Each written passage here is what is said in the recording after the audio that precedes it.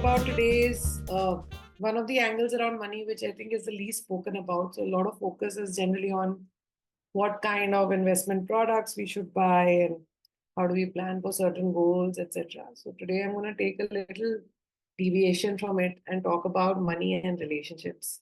Um, so, in the work that we do, which is, of course, very gendered, but one of the things I come across regularly is that people have extremely confused, non existent, mysterious, almost unsure of what kind of relationships they have with money.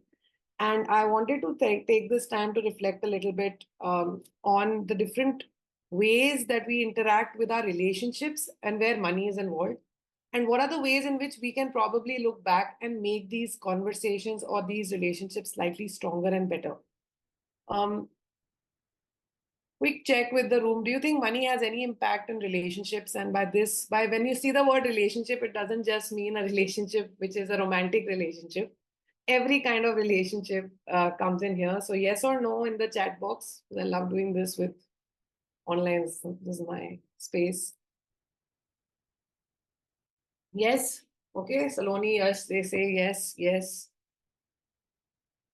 Absolutely. Right. Totally. So what I thought of was, see, we have diverse relationships that we have. One is, of course, the spouses, and that comes in first in mind. But we also have money related relationships with parents, with our children, with our siblings.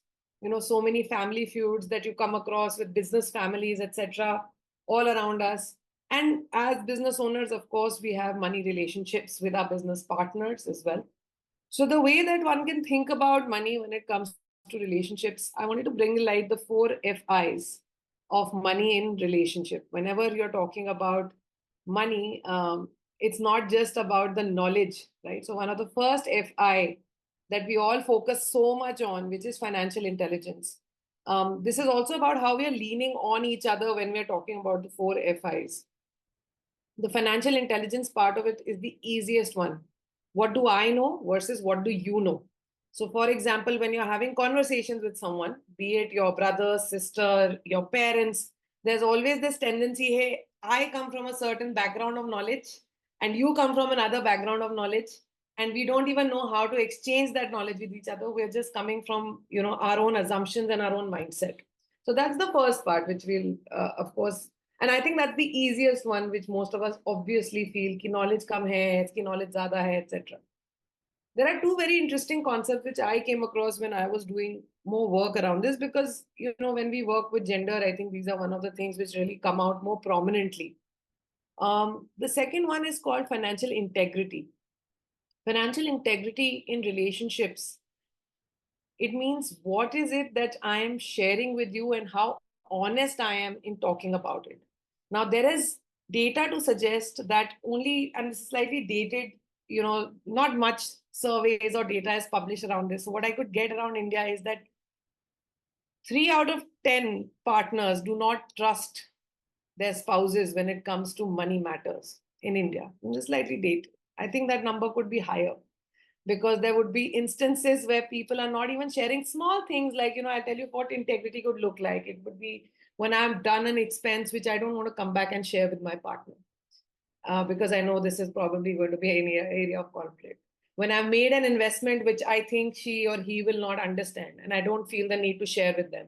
In India, it extends even to loans. There are so many families in which loans have been taken, but family members are not kept in the know of that. So the financial integrity part of it is also very critical when it comes to having a healthy money relationship.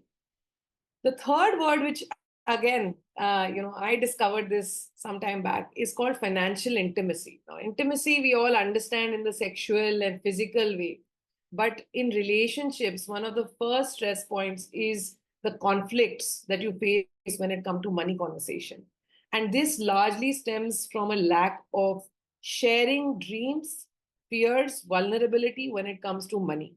And very early on, even when you're starting a relationship, I come across now young couples who want to talk about money. What am I going to bring to the table? What are you going to bring to the table? What are our shared goals? Which was something which I don't think was happening few generations ago, right? Nobody was talking about it as a qualification criteria when you were getting into a relationship. And finally, it is about financial independence. What does independence look like to you?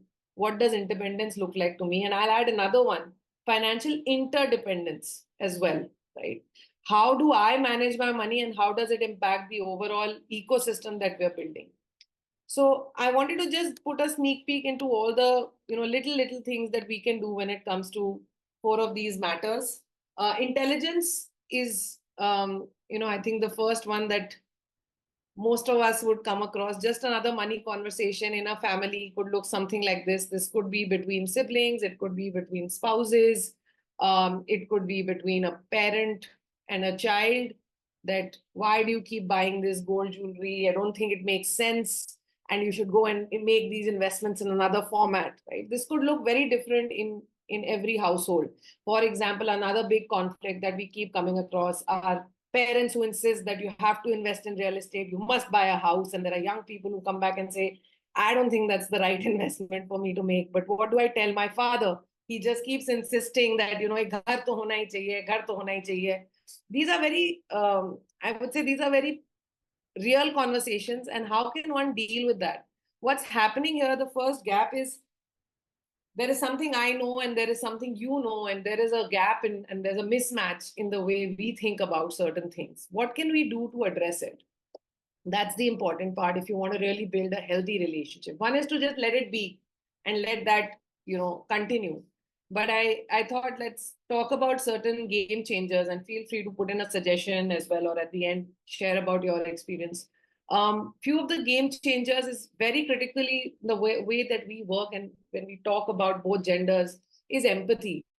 You have to start from where the other person is. If your partner does not understand or enjoy watching graphs and seeing an Excel sheet, then do not intimidate him or her by doing that, right? Don't bring that into the conversation because you will never get the point across. So you've got to start where that person is. Instead of telling them to make the shift to the entire other spectrum, you've got to start understanding, hey, where are you coming from?